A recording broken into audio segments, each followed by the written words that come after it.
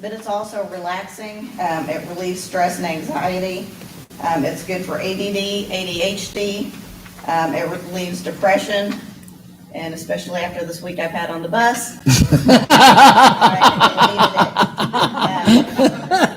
I always have yarn with me in my purse. My husband hates it. He's like, just leave it at home, but I have to have something to do with my hands. And then last year I was crocheting as some of the kids were getting on the bus, and one of the girls saw me doing it. She said that she crocheted, and because of behavioral issues, she was up in the front seat anyways.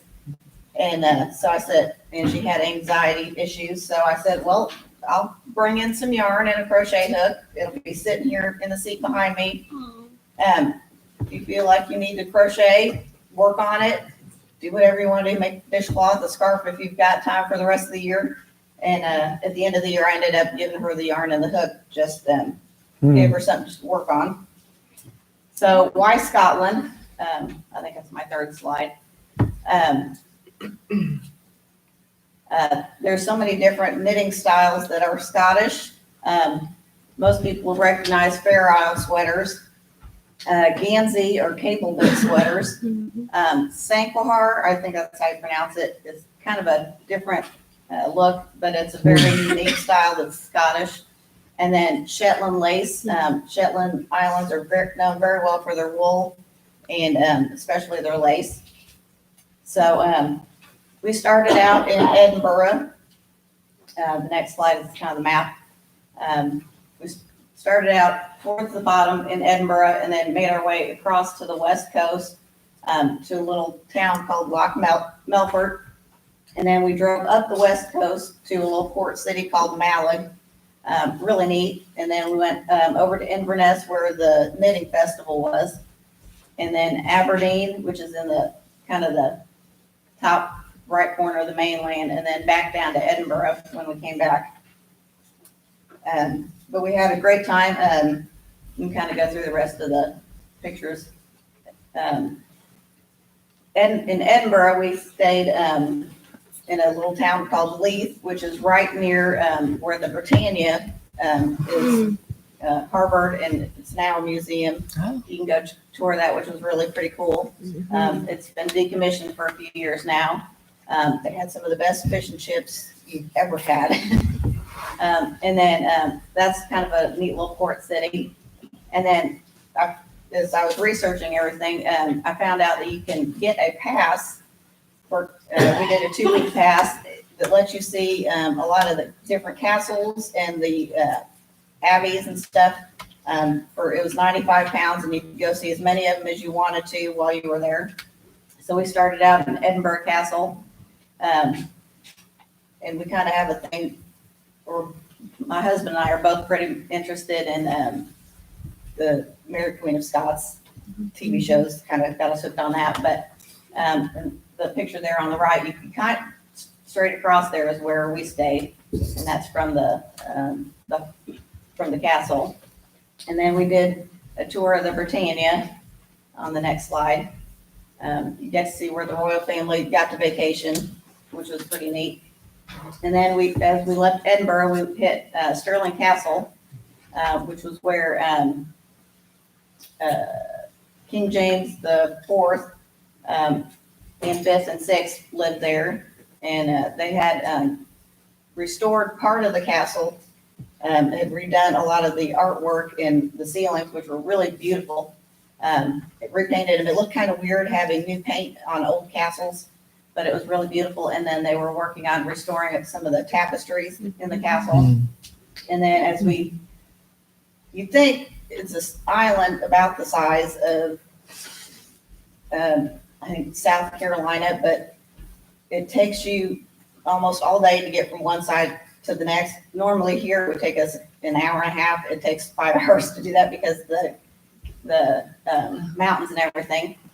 But you go through the Trossachs National Park as you're going through everything, and just the mountains and the scenery are just absolutely gorgeous. And then we stayed that night at Loch Melford through a little port town near Oban. And then you go up the west coast the next day, and some people might recognize the Glenfinnan Viaduct there from the Harry Potter movies. Yeah. And but that's also where the first battle for the Battle of Culloden and the Jacobite Rising occurred. And then from there on, we went up towards Malek and spent the night at a little port town there, which was really neat. We got to watch a ferry boat come in and dock, and the front of the boat was actually lifted up to let all the cars out, which was kind of neat. And then so we went from there to Urquhart Castle, which is on Loch Ness. We looked for Nessie, but we didn't find her. Excuse me. And then on to Inverness. That's where the knitting festival was. And I actually learned to spin my own yarn on a spindle like this. Oh. This is Shetland wool. And then I learned how to make my first pair of socks. I had to rip them out the first time because I didn't like how they were working out, but I've gotten a lot further on them the second time. And doing them 2 at a time from the toe up, that lets you try them on as you go. You actually won't run out of yarn if you do it the other way around. And also, if you tend to do one at a time, sometimes people don't do the other one. You just get a lot of random single socks. So I was really interested in learning to do it that way. So the instructor let us know. And I had the same instructor for both classes, which was nice. So she showed us that. And then I brought some yarn that I bought. It's all Scottish wool. And then the next, after we left Inverness, we headed towards Aberdeen and stopped at Elgin Cathedral, which was just beautiful. My husband, if any of you know my husband, Steve Porter, he decided he was going to rename it Elgin Martin Cathedral. And he did, if anybody knows him, he also did several videos while we were over there and thinks he's funny. And then we went to Huntly Castle, which is a family member of Mary Queen of Scots, and King James at one point, because he was mad at the family, destroyed part of it, but then rebuilt it, just kind of to show who was boss. And then over towards Aberdeen, we stopped at St. Andrew's Cathedral. St. Andrews is actually where golf was invented in Scotland, and St. Andrew's Cathedral is the very first church in Scotland. A lot of the graves there are starting to fall down, so you couldn't tour the whole thing, but it was really pretty neat. The architecture is just gorgeous. And then once we got back to Edinburgh, we went to Craigmillar Castle. This one has actually been filmed in Outlander, the Monty Python movies, I believe, as well, and several other, and I think even Game of Thrones used Craigmillar Castle for some of their filming. And then our last castle we got to visit was Linlithgow. That's where Mary Queen of Scots was born at, and just massive. Obviously, my husband's a big guy, and he's standing in the fireplace in the Great Hall. And then while we were in Inverness, I stopped and got some Harris tweed, which is it's kind of an interesting story there with the Harris tweed. It's 100% Scottish made. It can only be made on the Isles of Harris in the Outer Hebrides. And it's the only fabric in the world protected by an act of parliament. It helps to protect the income and the livelihood of the crofters or farmers on the Isles there. And I brought back a little bit of fabric to make purses with. So that's it. That's great. Very nice. Thank you.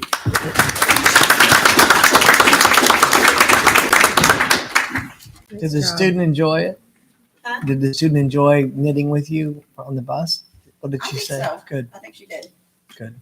I could help her a whole lot while I'm driving.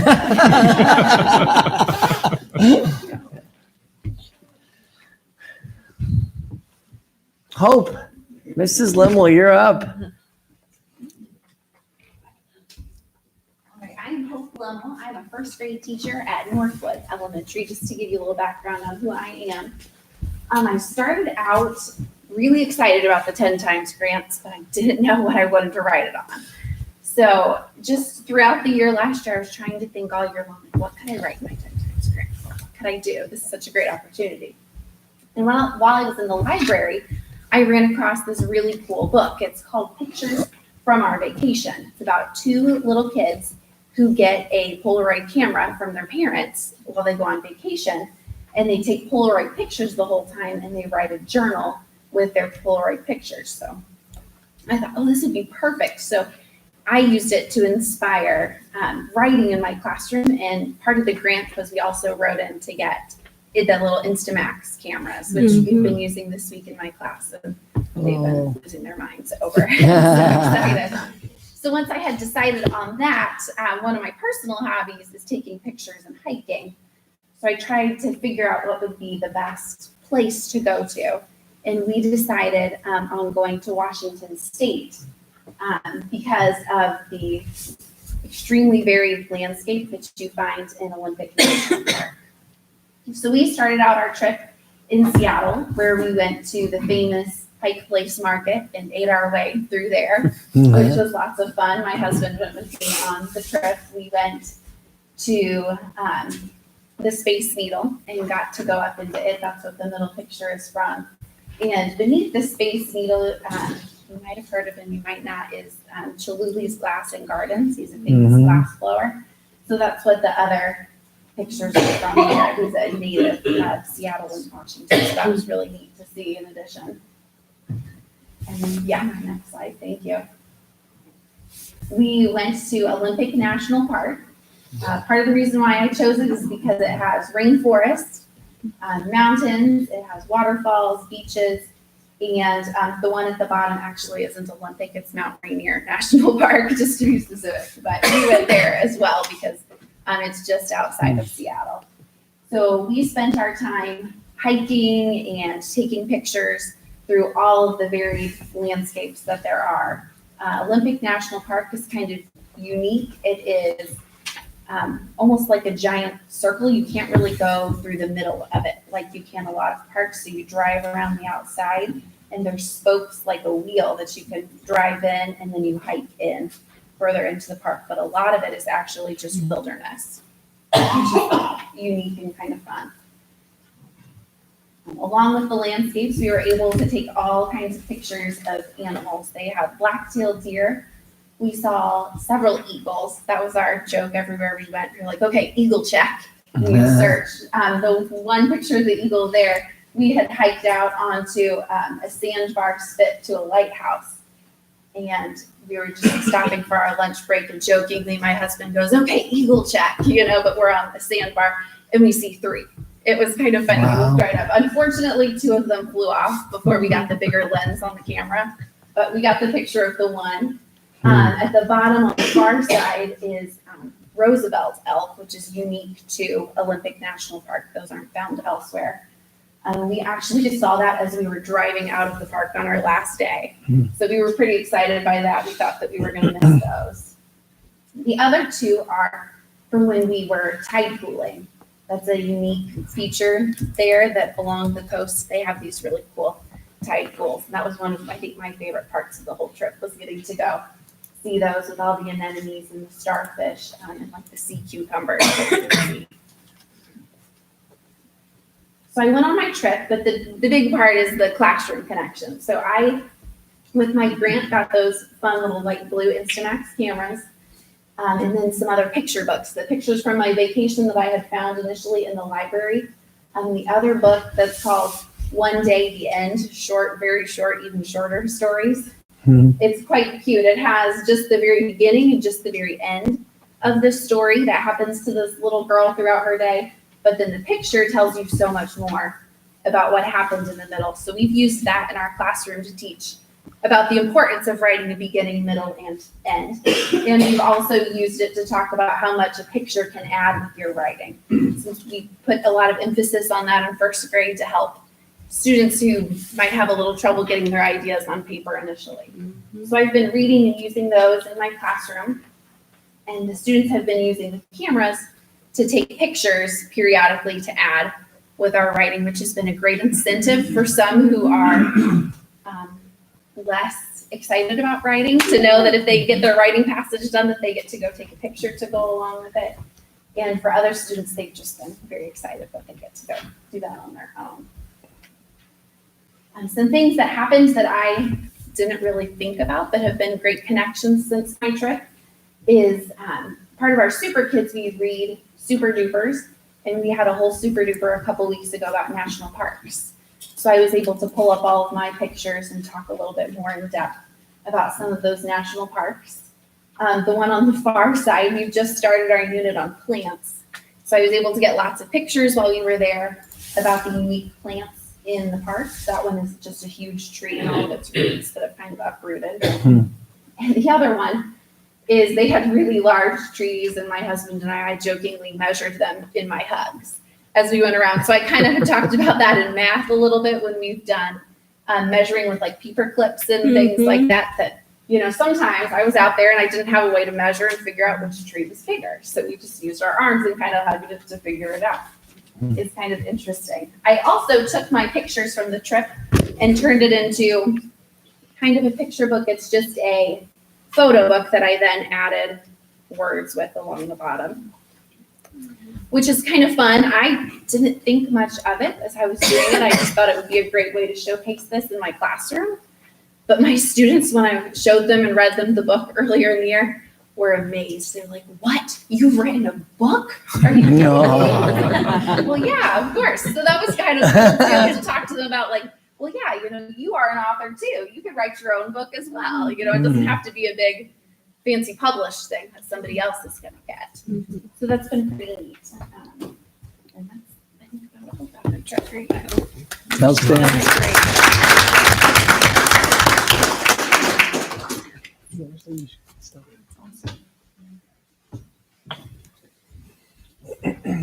All right, move to the Franklin Education Connection.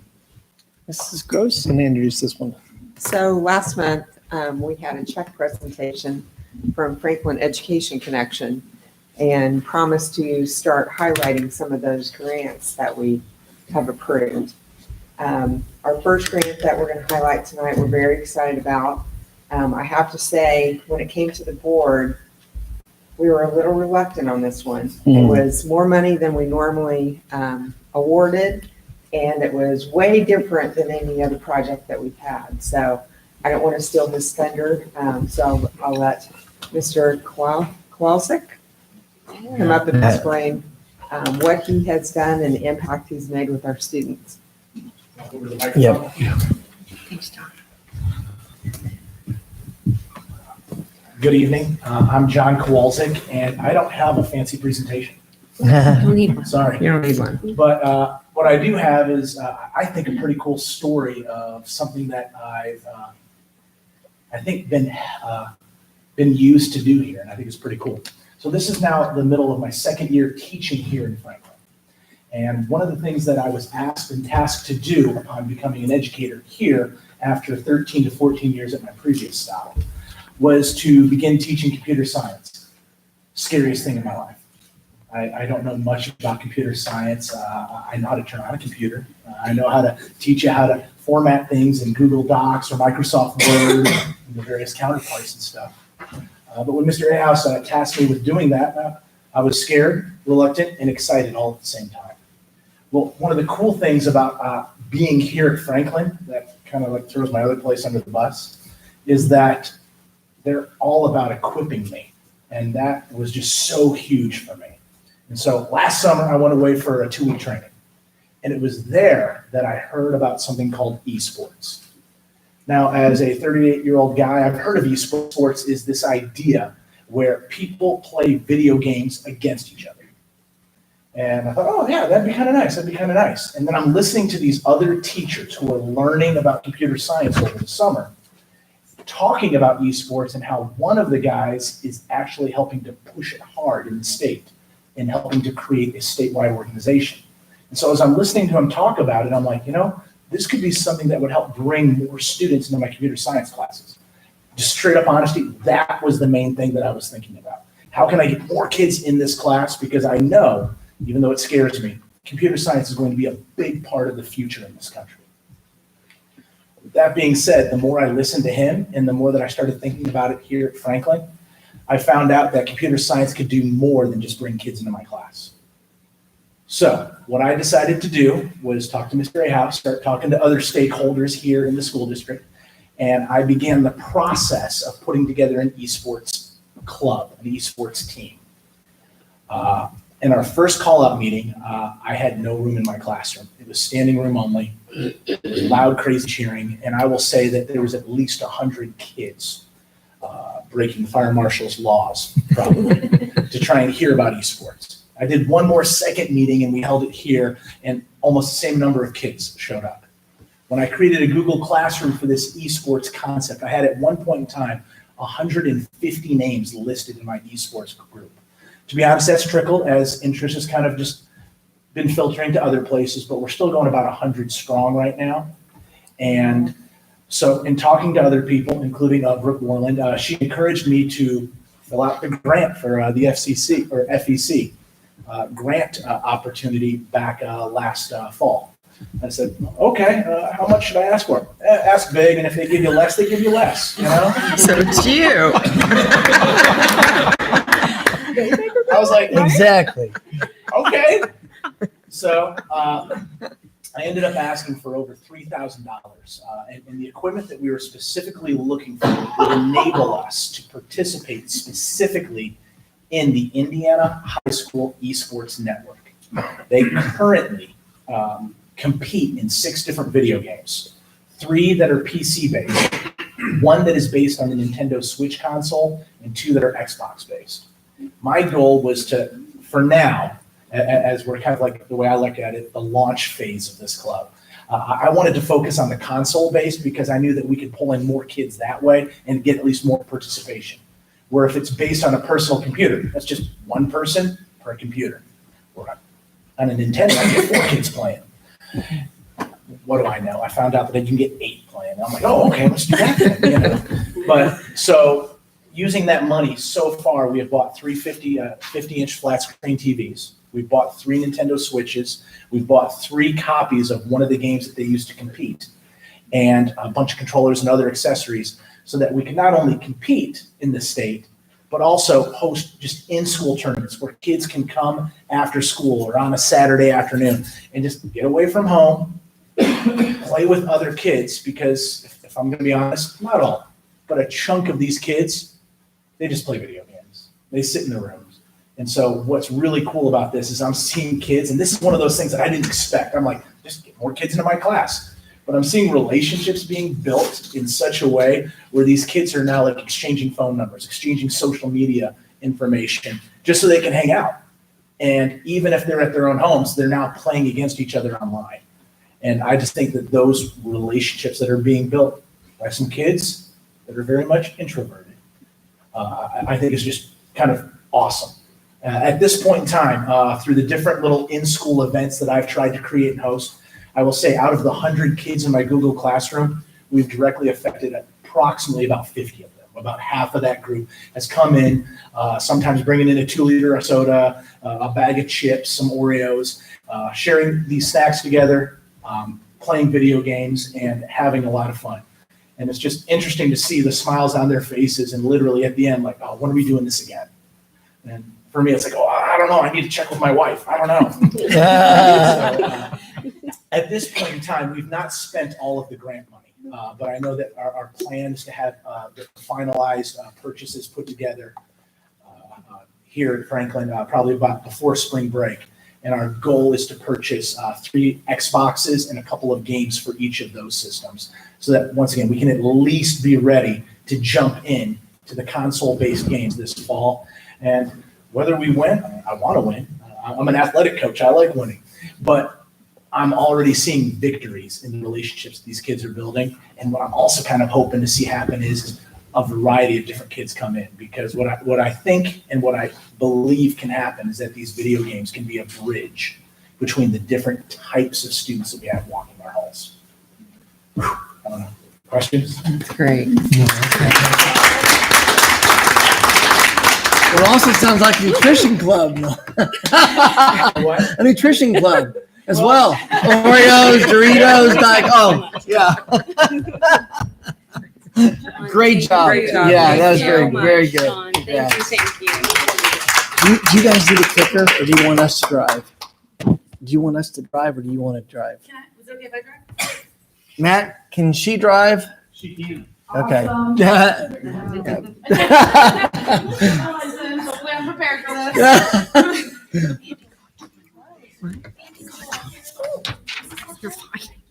Kidding. Okay, thank you.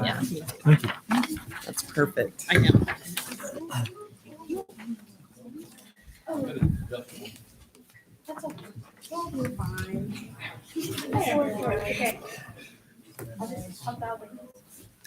Oh, here you Yeah, go. yeah, we have a second mic. Yep, yep. I'm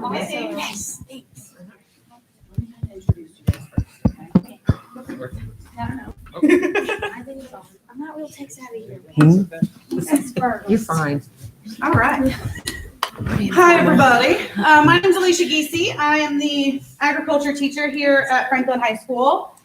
These are three of my wonderful students. We came here today to, as we promised, we were going to come back every year and kind of give you an update on what we're doing with our agriculture program and with our plot that you guys let us cultivate last year. So we're kind of coming with an update and some new ideas that we have that we just kind of want to run past you guys. So one thing that we've kind of come up with, Dan Bowda here is my new co-advisor. So him and I have kind of thought about what do we want the direction of our program to be? What kind of mission do we want to achieve? And one thing that I get really excited about is hands-on learning and hands-on activities and science type of experiments. So one of my major goals would be to kind of have my students start addressing certain local issues, even global issues. There's actually a program through Purdue right now where there's a World Hunger Institute, and they high school students can submit essays about certain ideas about helping solve world hunger, and I have some students interested in that, so I'm excited about that. But kind of the mission we'd like to move forward with is how do we kind of combine that mission with what we do, which is teaching our students about agricultural education, plant science, animal science, agricultural technology, engineering, and then tie it in so that our kids can have jobs when they leave. So kind of communicating with our community and our industry so that we're giving our students the correct opportunities so that when they leave our building, they have the skills that they need to succeed in a career. So that's kind of our mission that we've kind of come up with there. Also, going too, see, maybe I'm not prepared to drive. Maybe I'm not. Okay, I thought I was prepared. I'm not. Okay. Also, I know that graduation pathways are kind of a big thing coming up for our high school students. So I just wanted to let you guys know kind of the track that we're going on for graduation pathways with the high school. The Indiana State Standards for Ag, there's about 18 or 20 different courses that kids can take. I'm trying to funnel it in so that the kids that come through our program have a direction when they come in as a freshman, so that they're not kind of wandering through the ag program and not sure what exactly they want to do. So we're creating different tracks. So if a student comes in and they're interested in animals, they could go through the animal science track. And if they go through those 3 years of animal science, that completes one of the graduation pathways. As long as they finish with agribusiness, which will be kind of my capstone course for all of my tracks. I'll also have a plant and soil science track and an ag power track. That's kind of what we're looking to currently for our future. If that changes, we might modify that in the future, but it seems like that'd be the most interest and the most industry jobs would be involved in those tracks. But that also checks those graduation pathways off for our kiddos. Okay, now I'm going to introduce these wonderful young ladies here. These three ladies are just amazing representatives of what Franklin Community High School can offer. They're just amazing. And they have been integral in kind of instituting some of the programs that we've kind of created over the last year. So I'm going to let them tell you all about it. Okay. So hello everyone, I'm Morgan Wade. I'm a junior here at Franklin High School. I've been an FFA for 3 years, completing the animal science, natural resources, ALS foods, and horticulture classes, along with this being my 9th year in 4-H. I also plan on doing ag powers and some other ag classes next year. My favorite livestock to show are horses, and I actually love them so much. I started our FFA horse judging team. I love agriculture and almost everything about it, which is why what I'm about to talk to you about is surprising, because I hate tomatoes. In June of 2019, our FFA chapter and agriculture department began farming 9 acres right behind the greenhouse on Franklin High School's campus. With the help of the local co-op, farmers, and our FFA alumni, we planted soybeans in the majority of the plot and then cultivated approximately a quarter acre for vegetables. It was a long, hot summer day in June when we worked at the plot and transplanted over 650 tomato plants and peppers. All of the tomatoes and peppers were planted, we started from seeds in our school's greenhouse. It took us around 5 hours worth of work, moving plants, planting them, carrying them, watering them, and make sure they all had water. We also planted sweet corn, zucchini, squash, pumpkins in the ACE plot this year. Throughout last summer and fall, our FFA members, agriculture students, and volunteers have harvested and donated over 400 pounds of produce to our local interchurch food pantry and Franklin Cub Pantry. I have been a part of this project from the very beginning, and I'm very excited to be able to use my work in the plot as my SAE or supervised agriculture experience this year. A supervised agriculture experience is a planned, practical activity that helps students develop skills and experiences in a career area of the student's choice. The program should be designed to implement specific agricultural and academic knowledge and skills learned in the classroom. As part of my SAE, I have been keeping records of my time spent on the plot, as well as the produce harvested and donated. I have learned so much about vegetable production and endless careers that are possible in the horticulture industry. I'm hoping to gain valuable record-keeping skills and knowledge of vegetable production throughout this SAE project. We're currently starting the plans in our greenhouse for this year's garden in our ACE plot, and we are so excited for the new changes we'll be making this year in the plot.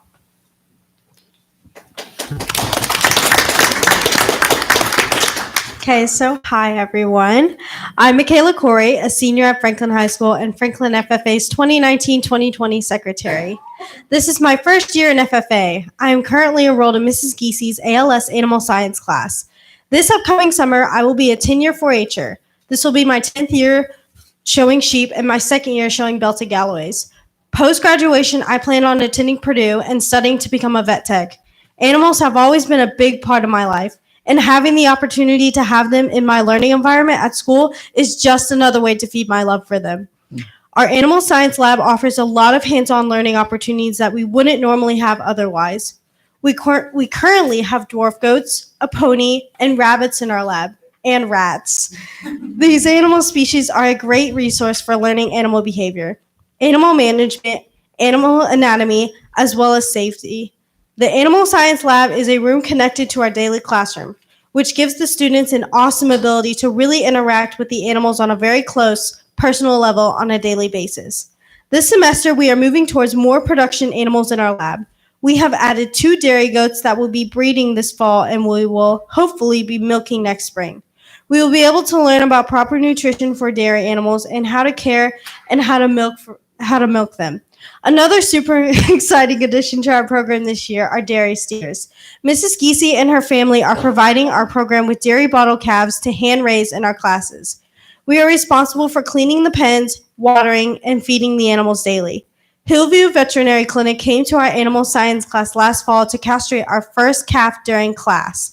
Our FFA students will have the opportunity to lease these calves from Mrs. Giesi to show at the Johnson County Fair this summer as well. This gives our students, who otherwise might not have the opportunity, to raise beef animals, handle them from a young age, and have the experience of showing live animals at the county fair. We are hopefully going to continue growing our production livestock portion of our ACE facility over the next few years, and we are very excited for the future of this program.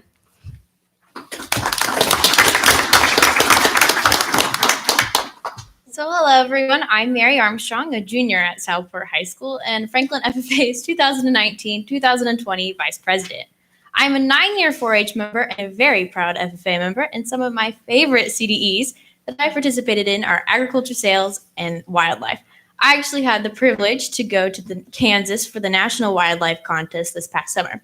For 4 whole years that I've been an FFA member, even though I haven't attended Franklin for school, I have worked alongside the FFA with their vocational agriculture program, and I attend an animal science class on Wednesdays.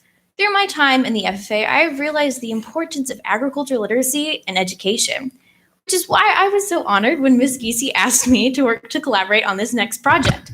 As a part of our ACE plot, we are working towards partnering with Franklin Community Elementary Schools to offer hands-on agriculture education at an elementary age. These types of partnerships provide benefits to both elementary age students, but also to our high school students, as it gives them a great opportunity to share their educational knowledge with others. Last fall, a few of our classes visited Needham Elementary to work with their first grade students in their garden to raise radishes and peas. We have visited Needham with a few of our animal science lab critters as well and talked with students about animal agriculture. Ms. Giese, Michaela, and myself are also working to increase agriculture literacy at elementary schools by building a garden learning curriculum for elementary school age students. We have begun implementing these hands-on lessons both at Northwood and Needham Elementary Schools this semester. Michaela and myself are creating hands-on agriculturally based lessons that we deliver to Needham and Northwood 4th grade students each week. We are also compiling our lessons in a way so that they can be utilized by both busy elementary school students so they can incorporate agricultural literacy into both their science and or math lessons. We are very encouraged by the willingness of our school corporation and our elementary students to work collaboratively with us on promoting agriculture within our community.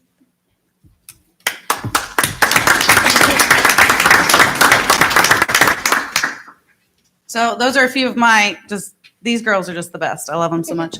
I told them they really should just fail so they can't graduate and they'll stay with me forever. They don't like that. So. But anyway, these girls have been integral in kind of instituting some of the new programs we have. They've kind of talked to you about some of the new programs we're trying to institute. And basically a huge goal is just to increase the leadership of my high school students and increase our community connections. And so working with elementary schools, working with food pantries are all just wonderful ways for our students to connect with the community and also to like enhance their leadership skills. Okay, lastly, I know, I'm sorry, we're talking way over time, but I just wanted to give you guys an update on what we're planning for the future. So what we've kind of told you is what we've done over the past year since we met with you back in March. All the things they just told you are all things we've accomplished since last March. These are some things we're hoping to accomplish in the next year. So this year, 2020, some of the things that we're hoping to do and accomplish would be we've already started raising beef cattle. So as Michaela was saying, we are we're raising dairy feeder steers at the school. The kids are allowed to lease them and show them at the fair. So it's a really neat opportunity for our kids to have experience with production type livestock species. So that's kind of one thing that we're working on. We're also we've kind of revamped our gardens out here at the high school. If you guys have driven past there, you've probably seen that some construction has taken place out there over the last fall. It got really wet last summer. And so we decided to put in some kind of swales where better drainage will occur. So we've done some construction out there on the gardens. We're planning to plant berries this spring. So we'll kind of have just more of a different type of crop that maybe a lot of people haven't raised before. It'll give our kids a neat opportunity to see something different. Also a huge goal of mine, which I haven't gotten a ton of, I'm trying really hard to sell this to the other high school teachers and I haven't had any bites yet, but I'm working on it. I'd really like to utilize the garden for more than just agriculture. So my goal would be that the other departments, even other schools in the district, could utilize our garden in a way that promotes STEM education, science experiments. I would love it if different teachers came to me and said, we'd like to do this one experiment. Can you guys manage it? And we could totally do that and they could collect the data. So that's something that I'm hoping to kind of get started here in 2020.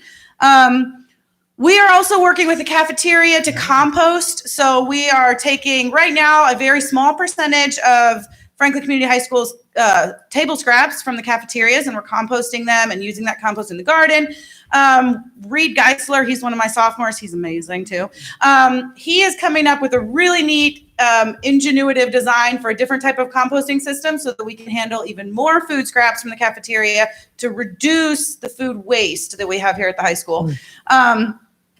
Also, a big thing I'm trying to do this year, so I don't go completely crazy, is to organize a really strong volunteer network. So I've kind of met, Dan and I have met with Johnson County Master Gardeners. We're trying to meet with different people who might have a stake in what we're doing here at the high school, and also people who have a lot more knowledge than I do, because there are definitely so many people out there that know so much more than I do about certain things that I would love for them to be able to share their knowledge with my kiddos. So we're working on that this year. And then my last kind of initiative this year would be to partner with the Johnson County Extension Office to offer canning and cooking workshops here at the high school. We have an amazing food science lab here. So we have the space and we have like 500 tomato plants. So we've got the tomatoes. So it would be a really neat service to offer to the public to kind of learn about food preservation, which I think is kind of a dying art, but it's really fun.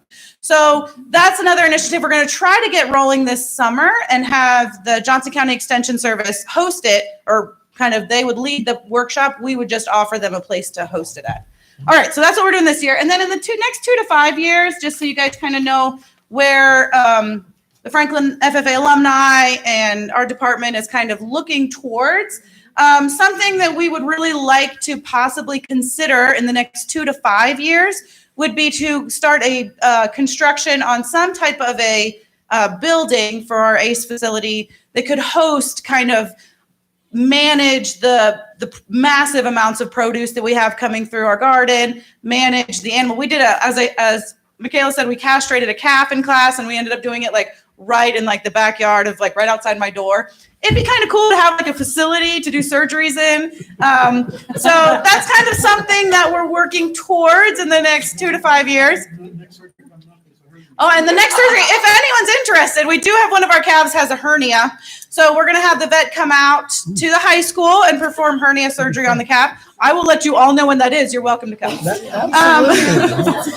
We'd like to expand our raising of the beef cattle. We'd also like to start raising That'd be great. potentially pasture chickens for meat and eggs. I've talked to Jill Overton, and she is amazing and super on board with serving home-raised eggs that we raised here at the high school to the cafeterias here. So I would love to see that if we were able to raise eggs and then serve it here at the high school cafeteria. And then expand our composting project so that we'd really like to get it to a place where we're composting nearly all of the high school's food scraps. And we could, honestly, you could make that into a very valuable product that then could be something that could then come back to support the ag program. So those are a couple of our initiatives that we have kind of coming up in the next 2 to 5 years. We also, I put in here, just, so you guys can think about it, a potential layout, a possible layout if we ever did do this facility in the next 2 to 5 years. All right. I think that's all I have for you That guys. is Do you guys awesome. have any questions? And we will come back next year to give you another update. You will be here. You'll be here. So just a challenge for that goal. If you could set some milestones on, because we talked about it last year, great idea, great concept, right? Mm-hmm. But let's get it away from the idea stage and Yeah. start putting some milestones in to say, we want to have a plan finalized by next year. And then how are we going to fund it and set the plans in place and start putting more formality around it. We would love that. To see, right? Yeah, we would love that. We need your input to see Perfect. that, right? And then how would we come up with the funds Mm-hmm. to cover that? Whether it's the compost, whether it's goat's milk, I don't know.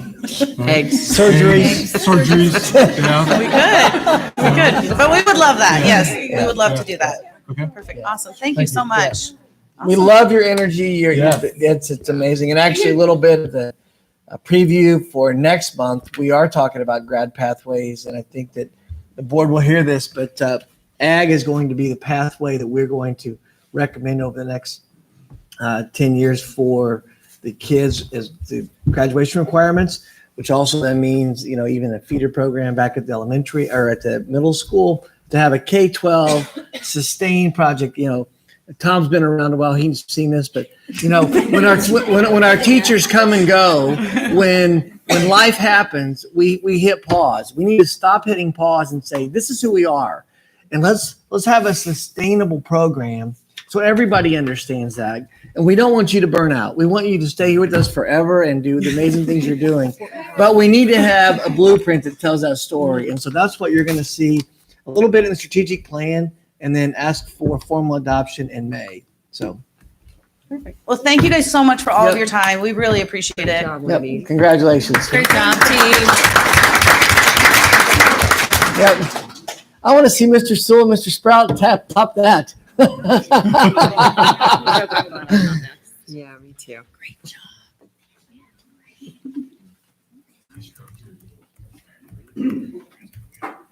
That is absolutely true. As I was sitting there thinking, how did I get myself at that point in the agenda? But here I am. I'm here to give you an update on some of the efforts that we've made since the board work session on our facility condition analysis. One of the first things that you asked us to look at was the security of our exterior doors. And let's see. So here we are. We have 307 doors in our 8 buildings. And Jay Gabehart and his team looked at every single one of them, opened and closed them, examined how they're closing, how they're opening, whether they're closing reliably, all of that. And the good news is all of them lock securely. We did have maintenance and minor repairs made on 12 of the doors. And there's 2 sets of doors at Union we decided we're going to replace just because of the way the key system operates. It's a little finicky, and we need to make sure it just is not finicky. So that is the rundown on that. If you go to the next slide for me, Matt, you can see here were the findings at each school, and the maintenance we did was really minor. It was things like lubricating or making an adjustment. There was a couple of thresholds where there was a rub, so it was minor stuff. The doors are secure though. The last couple things we have are some parts ordered to fix some ADA openers. So good findings there. Jay and his team got right on that and went after it and did a great job there. Next steps on that project, Matt. Matt and I are evaluating technology solutions that would allow us to monitor whether doors are open or propped. So we're looking at that.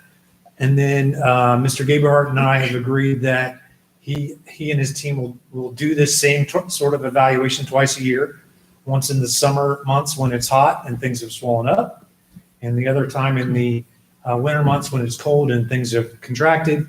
And that should give us a good balanced perspective on how the doors are functioning. Door maintenance requests have always been like an immediate priority, and they will continue to follow that pattern. Any questions on that? All right, moving right along. The other thing we've been working on is our GeoBond.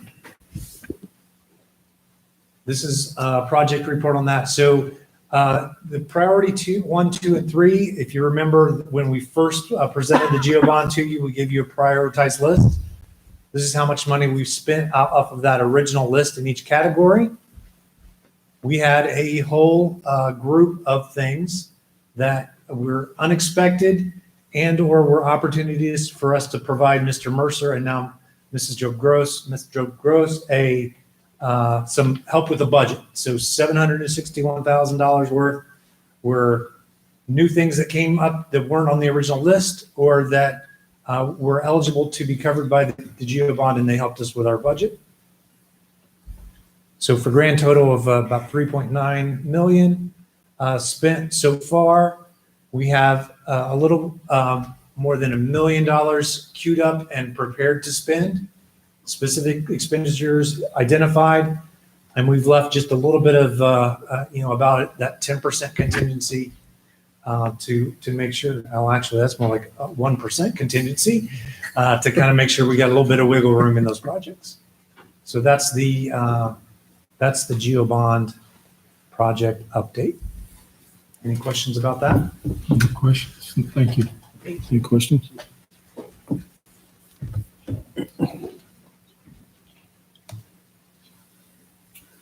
All right, Dr. Clendenning, we'll move to virus update. Yes, let's talk a little bit about COVID-19 and what we're seeing and what we're thinking about in terms of the Coogee trip. Obviously, this is a very fluid situation that we're embarking on. And we have met on several different occasions, both as a team and as a small group, to look at that. So let me first start off with what are we doing in our district? Well, the first thing is on Friday, I did send the email out our steps. But the first thing I want to stress for everybody is we're still in school every day.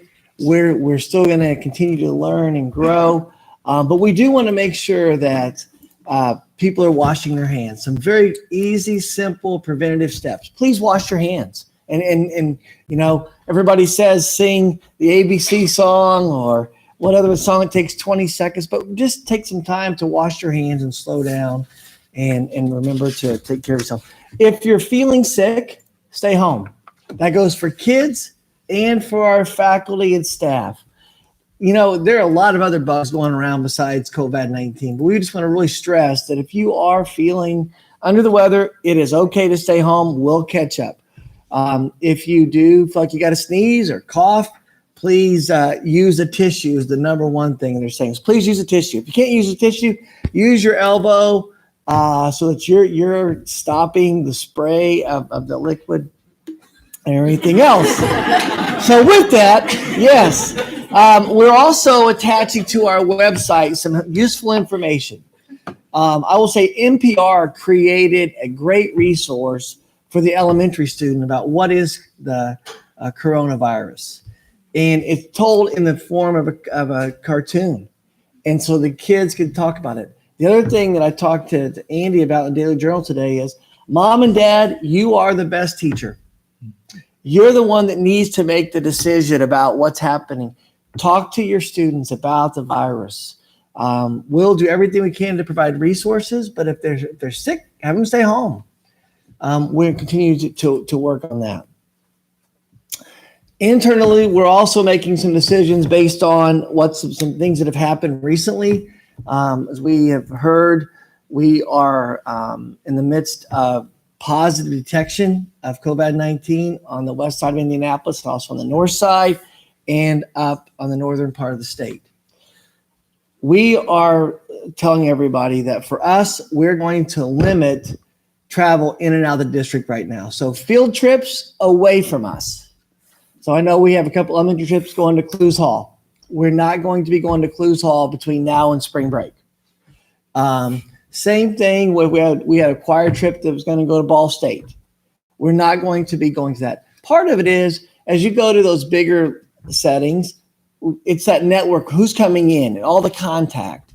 And we're just trying to do the most prudent thing to help us move forward. So we're not going to be having travel for field trips. But if we're having field trip internally, I know that CBIS is having the choir program come to them. We will be doing that. I know we have some incentive programs going to the bowling alley here or a swimming party at going to a pool. All that is contained within Franklin. We're going to continue to do life like we normally would do life. We're also asking faculty and staff not to travel to their PD assignments between now and spring break. Just the same thing. We want the teachers to be in the classroom, but also just to limit that travel exposure. On the activities for kids, and we are still doing activities for sports at this time at ISMA. We're going to continue to follow the guidance of Dr. Mormon and Johnson County Health, as well as the state health department on this issue. We will continue to monitor that. You know, Dr. Mormon and I talk on a regular basis about what's going on and how things are going. We spent several minutes last week just in small conversation about what should be those steps. And so you're seeing some of those comments and trying to reassure, like wash your hands, stay home if you're sick, continue to monitor that. If parents have any reason to believe that their child is sick, they should get to the doctor. Those are the steps that we need to take. Also, for our district, we are planning to meet with the principals tomorrow, as well as the managers and leadership team to talk about what if scenarios. You know, I think that we have to understand this virus is spreading globally. I think it would be naive to say, oh, it's never coming to Franklin. We need to make sure that we are prepared when and if it does come. And what does that look like for us? And that's what we're going to do next week. We'll continue to give updates on our website. I'll continue to reach out to parents and the community about what's going on. And just so everyone knows, like, who's going to speak for the district on this? Because there's probably going to be a lot of people ask a question, you know, to an elementary principal or whatever. All those questions should come to me. I will speak on behalf of the district about what we're doing and how we're conveying that so that we don't get confusing messages from different people about what's going on. Internally, obviously, you know, if it's instruction, we're going to talk to Dr. Worland. You know, if we're looking about operations, you know, Mr. Sewell. I will tell you we are committed to continuing to clean, but we're also looking at other resources that might help us with that cleaning. And that's taking place right now, as well as bus rides to and from school. Same thing. We want to make sure our buses, there's a lot of question about, okay, is it safe to ride stuff? It is safe. It's safe to come to school. But we want to make sure we have that environment that allows kids to not have to worry and move forward. And that's what we're going to do between now and spring break. Well, then let's quickly. All right. Well, thank you. Wow. On cue. Yes. She had great technique. She did. She did. Outstanding technique. Thank you. That's my mark on it. You know, obviously, we, you know, so as we look at what would happen after spring break, we'll continue to keep everybody updated. But we do have one big event that's going to take place. There are many other events taking place over spring break, but one that has been brought to us because of a great opportunity to travel to Japan. And we're looking at traveling to Japan in September. So everybody's saying, okay, what are we going to do? At this point in time, we are continuing to monitor the situation. We are also continuing to receive outside information, and we're following a little bit what the Olympic Committee does, because we all know that the Summer Olympics are in Tokyo. And that's one thing we're going to look to monitor. Also, we'll look to the state and Homeland Security on what they're suggesting in terms of travel. May 22nd, circle that date. It's also the last day of school, but it's going to be the day where we decide to go or no go for us. We're monitoring travel flights, travel insurance, and different things. Mr. Moore, Mr. Huddleston are continuing to be in conversation with us so that we are monitoring that. We did have almost 40 kids apply to go.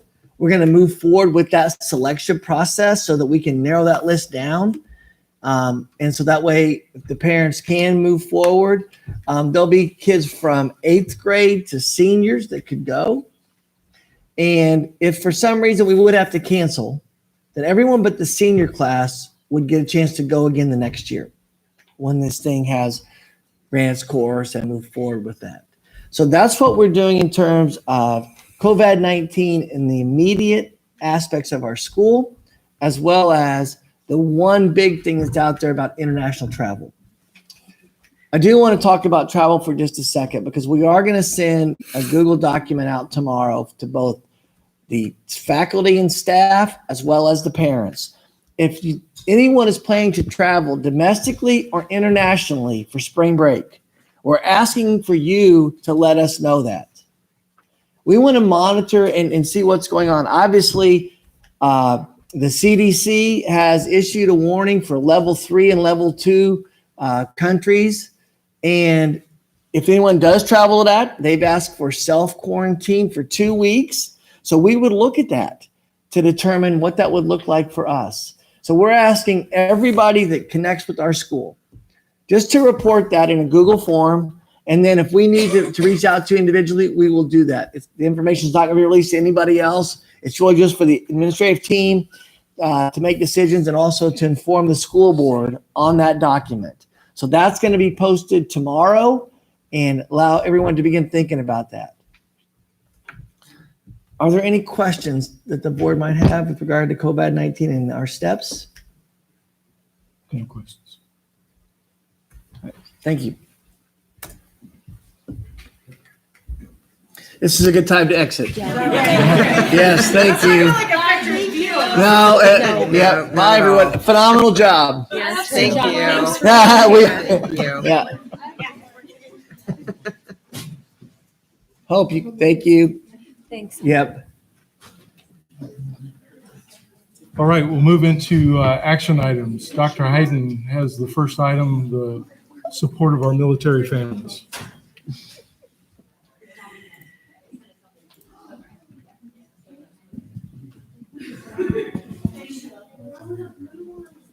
Yes, thank you. Last month, I came before you with a resolution and as a discussion item, and we talked about this Purple Star process.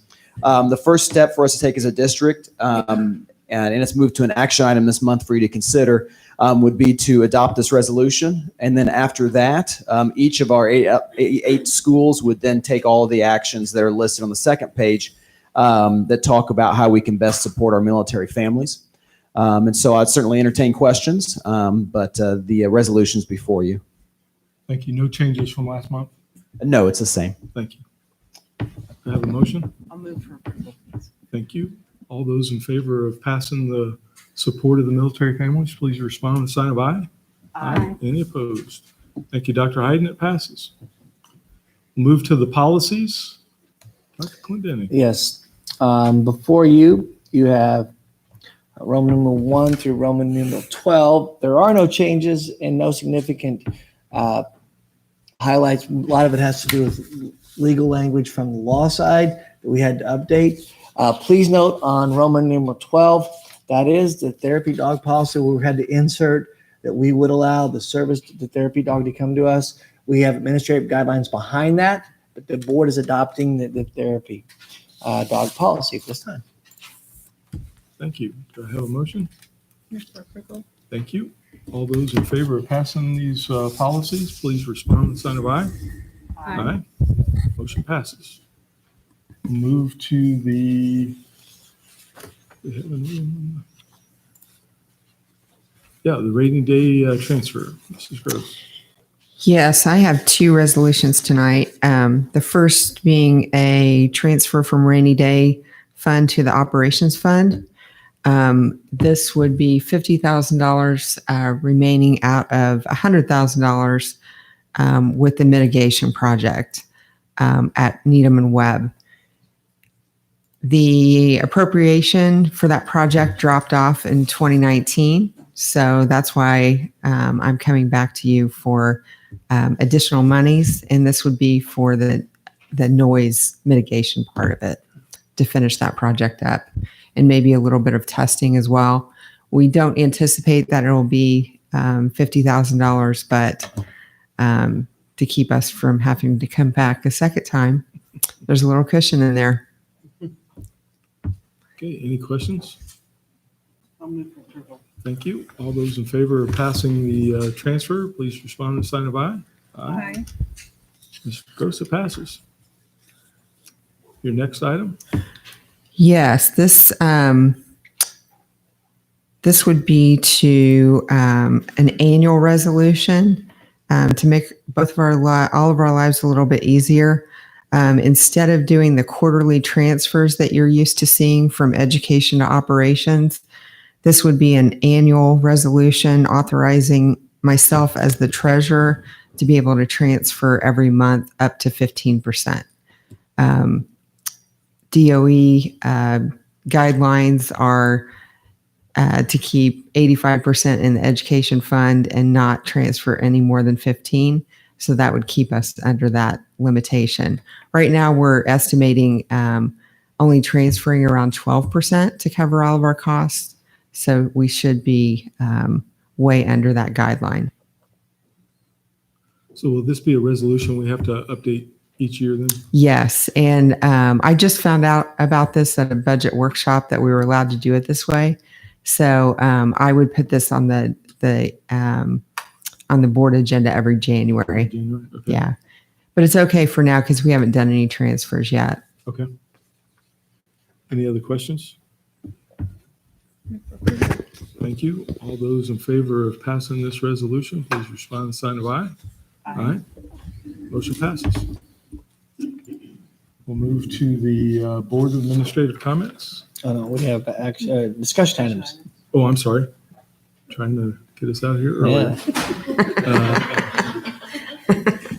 You want to hear this one. Dr. Warhol.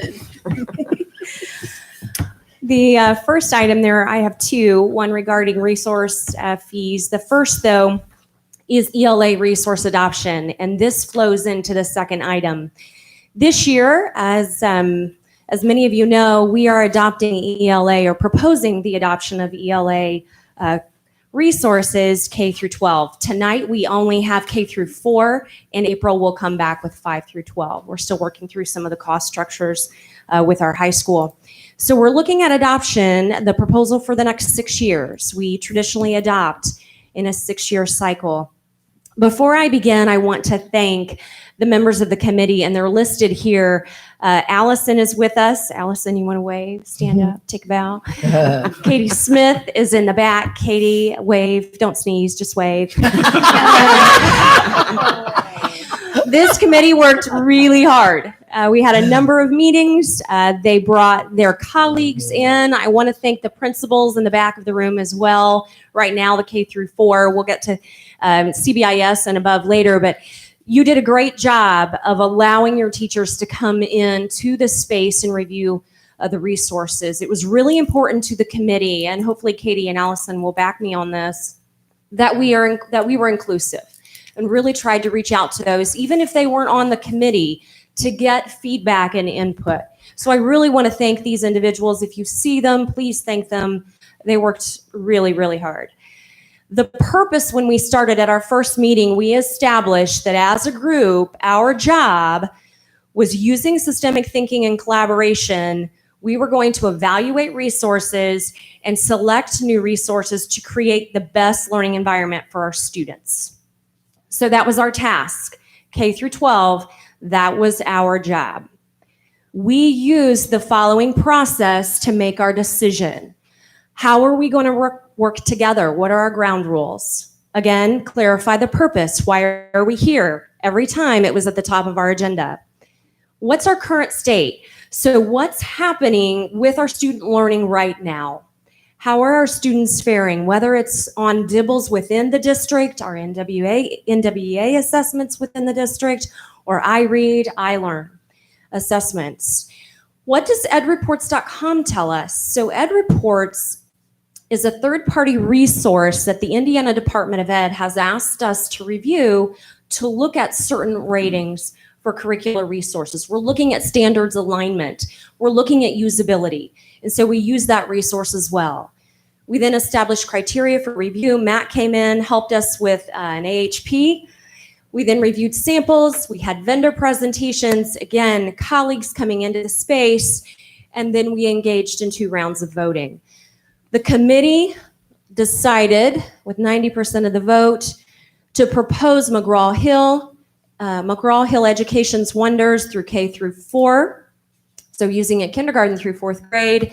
Here are some of the reasons for that decision. Again, EdReports rated it high. It had the highest ranking in all of the rated areas. Assessment, there are online tools that mirror formats used in standardized assessments. Teachers have access to data tracking. They thought that was really, really helpful. Literature and instruction, significant authentic literature for students. Foundational skills were carried through to 3rd and 4th grade, and then really reinforced our instructional model. And then finally, just one of the ones I mentioned, there were others, but social emotional learning, which has been one of our really a driving focus for us, as you know, over the last year or so. And that is interwoven throughout the resource. So that's the rationale. This is our proposal. So I'm bringing it to you for a first reading. Allison, Katie, what did I miss? No, we're good to go. Great job. How often do we reevaluate? 6 years is the traditional cycle. We've had the last resource, Christy, for 7. Yeah. That's what we went through last year. Mm-hmm.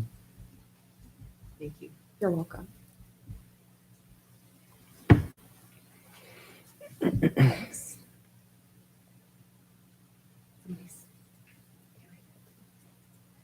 I'm going to transition on to textbook rental. We do this every year. This cover sheet is one that should look familiar. We used a similar sheet last year. Again, this is only K through 4. Since our rental and our fees relies upon what we adopt, I'm doing them in 2 stages this year. So K through 4, this is our proposed sheet. Now you will notice when you look at the cover sheet, it follows for elementary with the specific book rental and fees. What I have done on these lists, I've included everything, and you will note down here the change from last year to this year. So I've indicated with the adoption whether we've had an increase or in some cases a decrease in the overall cost. I'm actually quite pleased. When you think about 7 years passing since our last adoption, and if you just look at kindergarten, a $2.95 increase is pretty minimal. I was, again, very pleased. On the cover sheet, the top, and I've tried to provide a rationale as well for these changes. I added that this year. You will notice those costs for ELA. Under that high ability, Mark and I sat down this year and really went through the high ability resources that we have, looking at those because we do purchase them annually. And are we keeping pace with those annual fees? Discovered that we were not. And so you will notice the increases for grades 2, 3, and 4. Those are consumable materials workbooks that we purchase every year through textbook rental. And then this, let's see, STEM fees. STEM fees, I don't know if you'll remember last year, the way our STEM program works, we teach a module in the even years, and then we teach modules in the odd years. And so the modules have different straws, cotton balls, different consumable items that student fees. So those fluctuate every other year. These are this year's fees, but to give you a sense, last year for kindergarten, it was at $1 even. So there's minimal changes, but there are changes depending upon whether it's an even year or an odd year. And then finally, essential skills. Essential skills, I think we adopted the year before last or last year. Similar to what's happened with high ability, essential skills is on an every year purchase, just like high ability is. We don't sign a 6-year contract with those. As a result, those consumable fees change sometimes from year to year. So we did have some slight changes in 3 of those resources. The first 2, just to note, those are used for 2 years. Students only pay that fee 1 year, 5th grade, and then they use that same resource in 6th. So there's actually a decrease in the attainment journal, an increase in the Firelight, the math workbook, and only a $4 increase in the budgeting workbook at the junior and senior level. Any questions about those? I do have a question that came up in the PTO president's meeting, and it's really to the elementary principals. Scholastic magazine. I think some of your PTOs pay for it, and some of you get it differently. Is that correct? Do you guys know? You don't get it? Does anybody pay for it? They thought they were paying for it.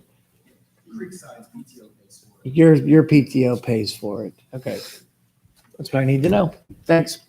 Thank you. All right, thank you. Good job. Move on to the elementary handbook, Dr. Hyde.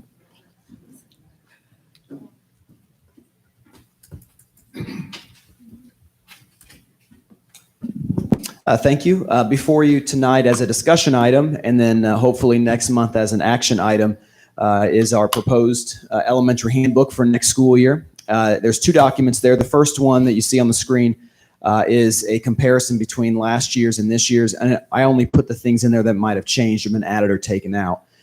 So the yellow highlighting shows added language. You'll see that most of the additions had to do with school safety with our new lobby guard systems, and clarifying language around that. Also field trip chaperones, that changed slightly with the adoption of the new background checks. So the language around that has changed slightly. We tried to clarify some things that can cause stress, like classroom parties or birthday treats. Those are a very happy thing for elementary schools. We wanted to make sure that we were clear on how parents can go about that. And then we also had some clarification on seatbelts. It was already in there, but under item 4, kind of buried within transportation protocol. Doug Dickinson wanted me to pull it out and put a whole separate heading in there because our new buses have seatbelts, and we want the kids to wear them every single time without exception or delay. So we wanted to be very clear with that. And then we also clarified some language on how to eat lunch at school as well. So those are the proposed changes. And then the handbook in its entirety is attached there as well. And certainly I could take any questions you have on that. No questions. Thank you. Thanks, Mark. All right, Mr. Sprout, the Chrome-based application.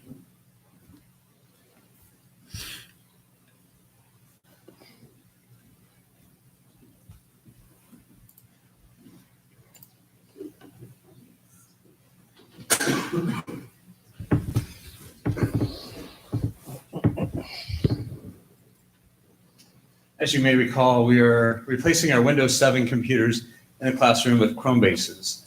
And as you might expect, there's applications that don't necessarily work on Chrome bases. Call it Microsoft Office, call it ExamView. There's a software made by the math department. And so there's a number of applications that don't work on Chrome bases simply because of the operating system.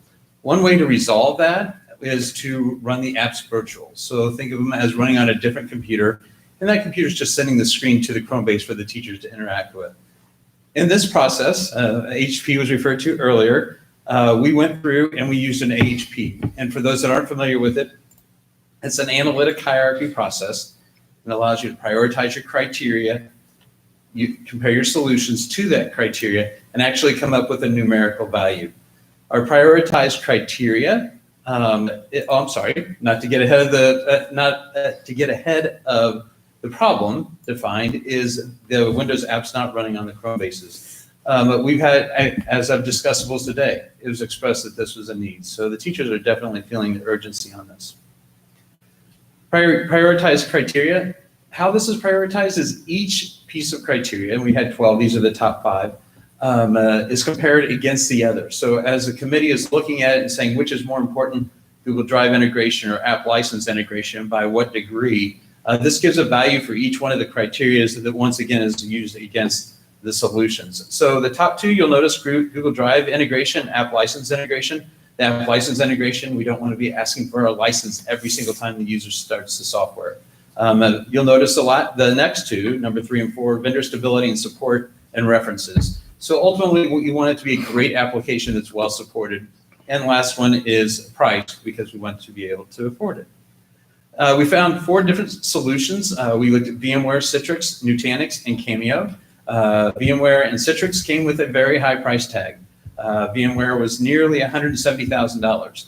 That's still, believe it or not, that's still saving over the Chrome bases versus PCs. So VMware was very high. We looked at VMware and Citrix today. We got to number 3's evaluation, Nutanix, and we liked it so much we thought there's no reason to look at a 4th. Integrity says look at the 4th. I'm glad we did. We looked at Cameo. It is an amazing application, and as you'll find at the end, it'll be my recommendation. We compare those solutions and we evaluate those solutions on all the listed criteria. So we say Google Drive, which one has the best one? Which one has the best price? And that turns into, we looked at the data. That turns into a value. Negative value is not good. So the negative value, you'll notice for VMware and Citrix, was mainly because of the cost. When you look at Nutanix and Cameo, Nutanix got a positive value. Once again, we were excited about it. But once we saw Cameo and what it could do for the price, it was well worth the value and potentially able to resolve our problem. So our recommendation would be to move forward with the contract that's also attached to that document with Cameo. They're excited. I would be happy to answer any questions. No questions. All right. I like the process. Thank you. I have a question for the board. We have a upcoming board meeting on the 20th. in order for Matt to get this installed and ready to go, if it's okay with you, if we could put this on action item on the 20th. And that way we could vote on it, and then Matt could move forward with his team moving quickly with the integration process. That's fine. Thank you.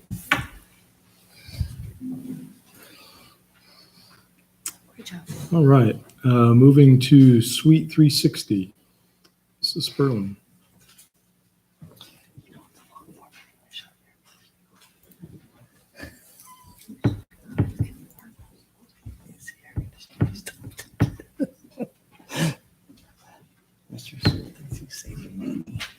Good evening, friends.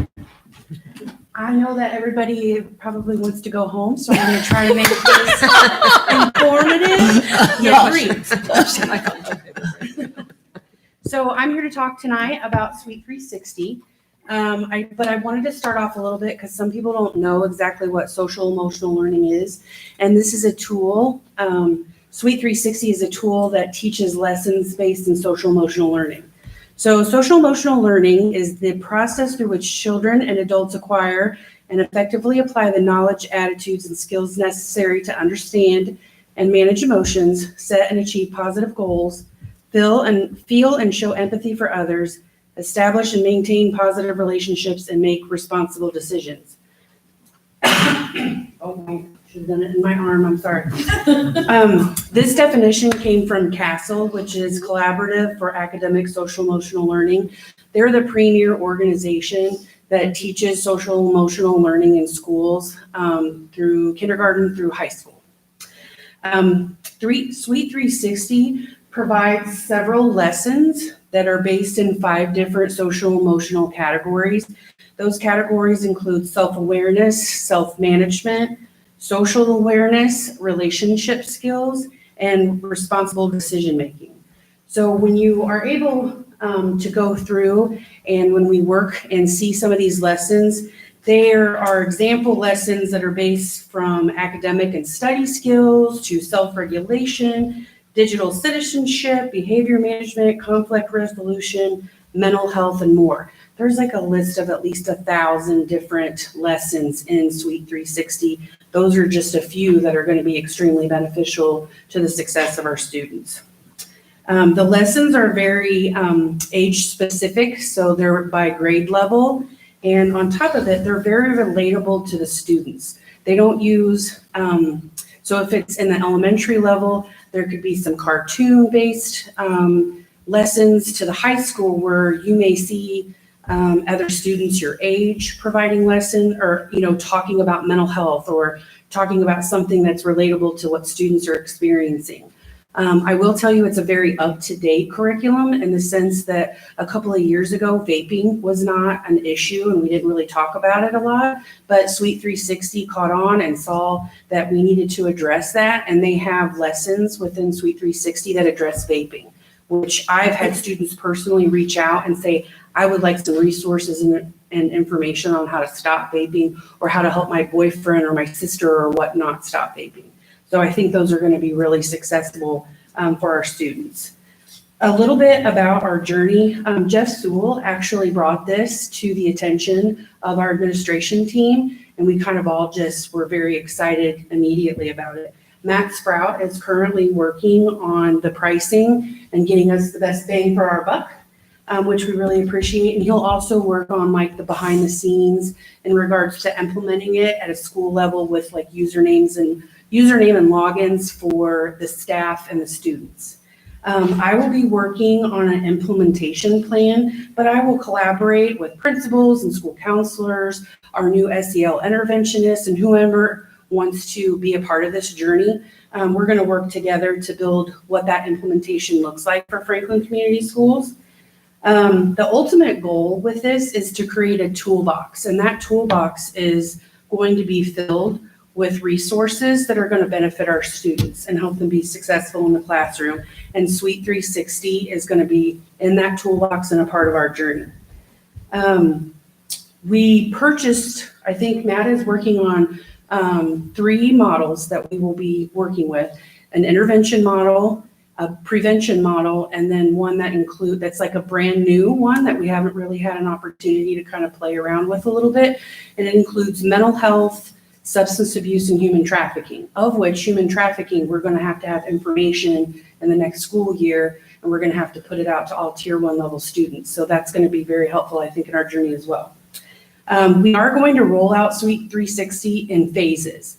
The first phase is going to be when we kind of finish with the pricing and getting everything acclimated. So that'll be sometime this year. And we're going to push it out to schools and teachers that are kind of excited about wanting to, kind of get some training and play with it a little bit, check out a lot of the lessons in there to see what's beneficial to their students. So we're going to give them access to it first so they can report back and let us know, like, real time, like, what are their students like about it? What do they not like about it? Special lessons that they think are really amazing. And they're gonna report that back to me, and then that'll help with the implementation rollout. Our second phase will look more district-wide. Do we know what that looks like yet? No, we don't, but we will, and so that's exciting. And we know that our first goal is to roll it out district-wide January 2021. And I will say that this is when I say journey, I mean journey. Like, this will be a couple of years that we need to, really get in to see what it's all about, get some student feedback, get buy-in from schools and teachers and students. And we're going to decide what that looks like and take all of that information into consideration as we roll out each phase. So there will be a third phase, and that's to be determined, and that'll be more probably within our 2-year mark of what that looks like. But we've got to do a lot of data collection first before we know. Anybody have any questions on that? How many, I guess, licenses are you shooting for the first round? It's going to be K-4. And is it a floating license or is it a 1-for-1? Do you know yet?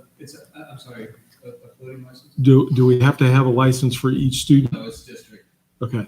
It's a district. Okay. There's only a per student, there's a price per student. Okay. Awesome, great question. And then just a little update on the dogs. So we are in the process of finalizing, I've sent out a handler application to identify interested individuals within central office, Webb, and Northwood. And we have about 16 individuals.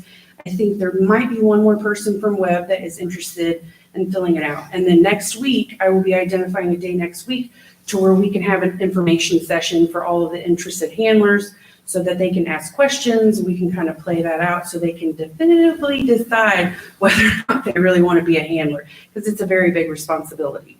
And then once that happens, then myself as well as Ultimate Canine will conduct some home visits for the individuals who want to be host home handlers.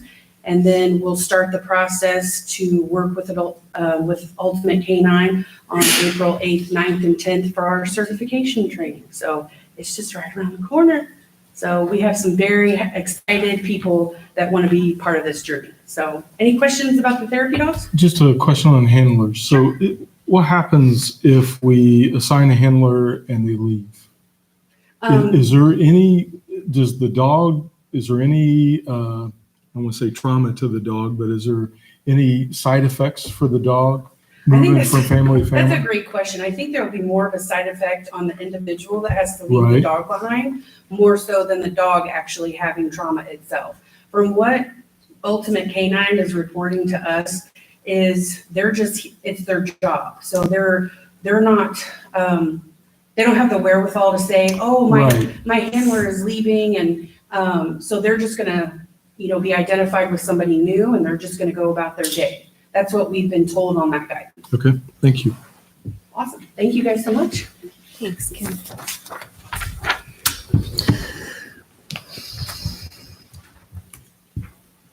All right. ECA audit, Mrs. Gross. Yes, this is something that I believe I talked to the board about before. I reached out to a CPA firm called Hartman Williams, and they specialize in K-12 education. And they've also recently done an audit for Clark Pleasant. So I got a reference from the CFO there. What I'm proposing is that they come in and do an audit of our extracurricular accounts for a couple of reasons. The State Board of Accounts stopped doing audits on these accounts several years ago. So it's been a while since we've taken a look. And then secondly, an audit like this typically happens when there's turnover in CFO.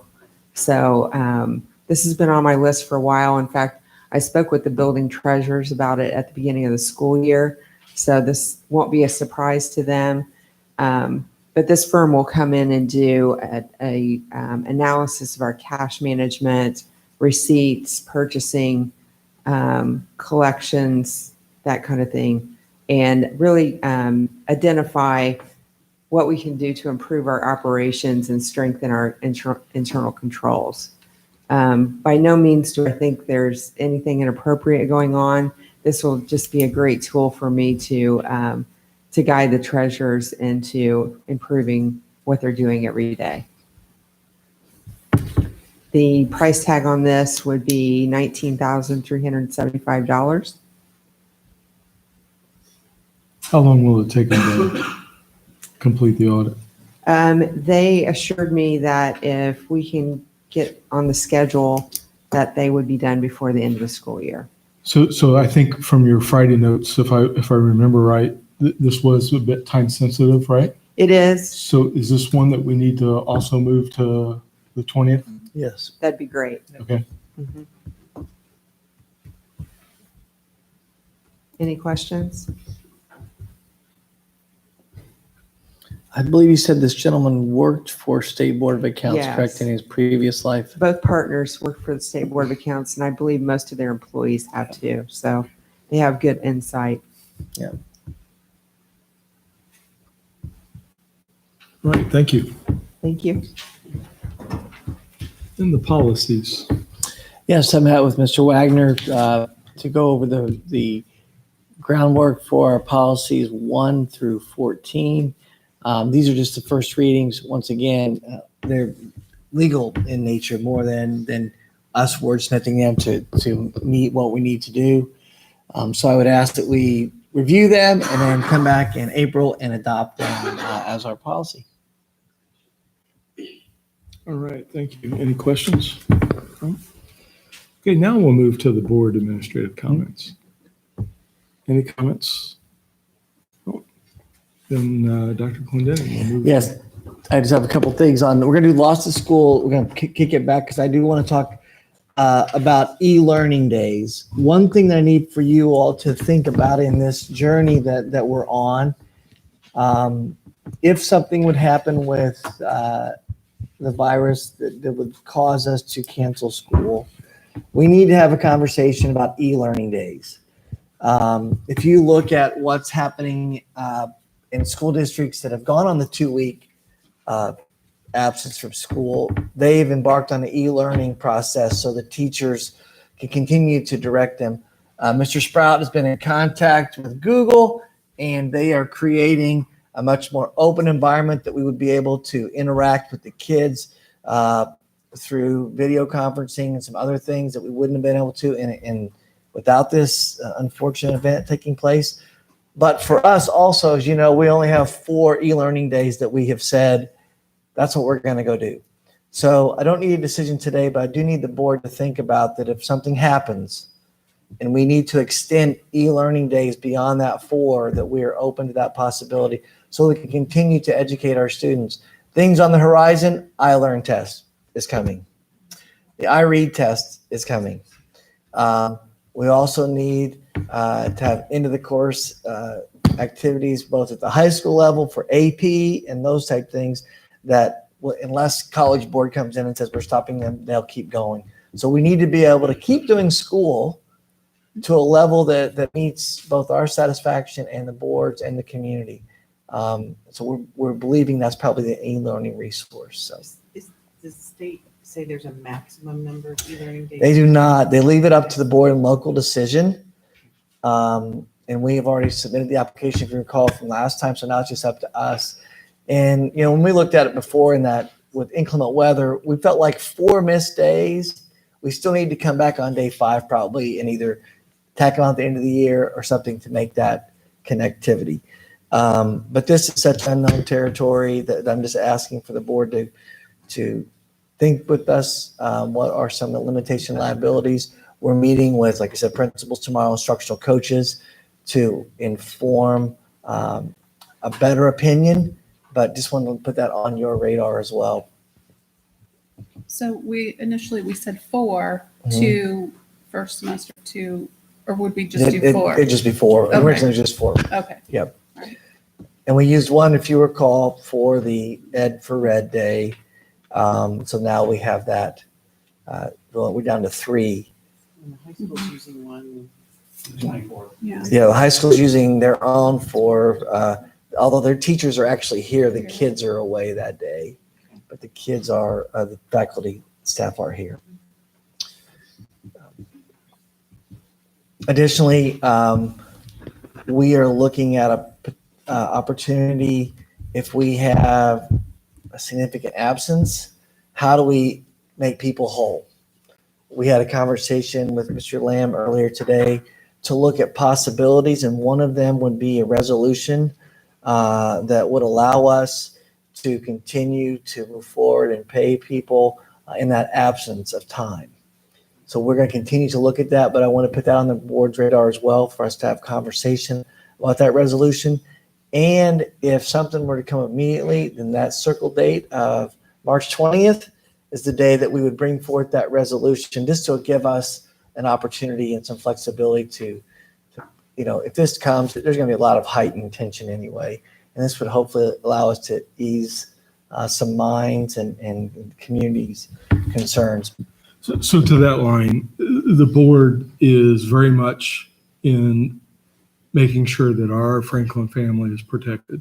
So whether it's the staff or the students, and I have not talked to Mrs. Nelson on this or Mr. Wagner, as Mr. Wagner's out, but I have talked to Mrs. Ott and I've talked to Ms. Wartz, and we do want to make sure that those support staff feel that they're covered, that they're supported, right? If we need to, and at the time when we have to do the formal process, we'll bring it in front of the board.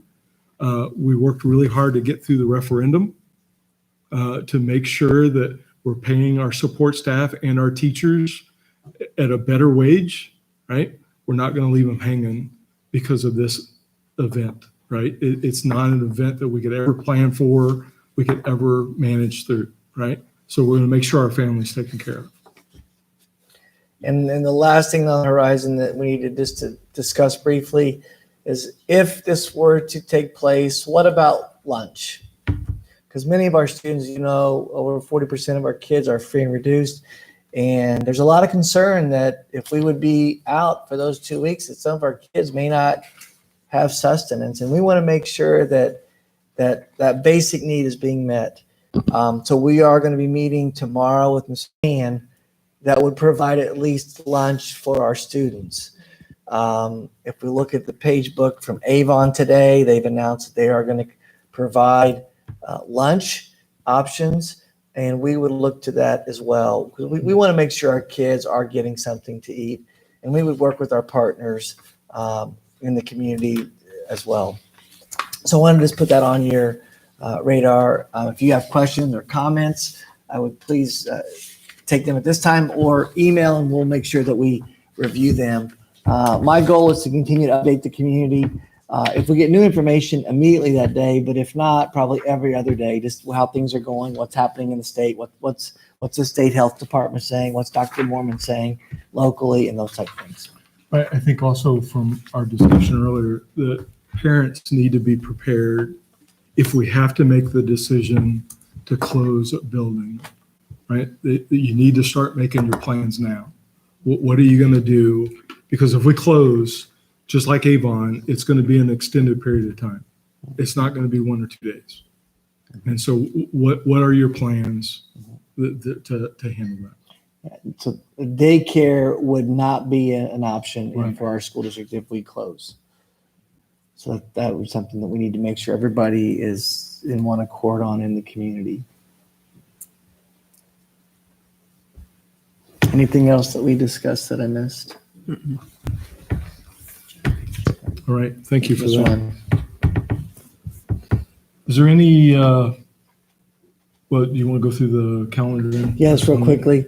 My computer died because we do have spring break begins on March the 26th. E-learning from the high school. 10X staff, we heard a little bit about knitting in Ireland today and how it helped the student on the bus make a connection, which was great. 10X support staff deadline is right after we come back from break on April the 8th.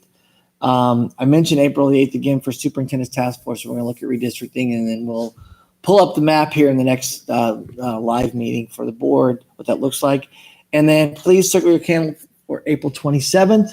We are downtown with our joint city council, and that is with the new city council members. I think at that time, we're going to hear a little bit about what the plans are that we've done as far as partnering together, like in IT world, SRO world, but also looking a little bit about, I think, the amphitheater and some other things that are taking place.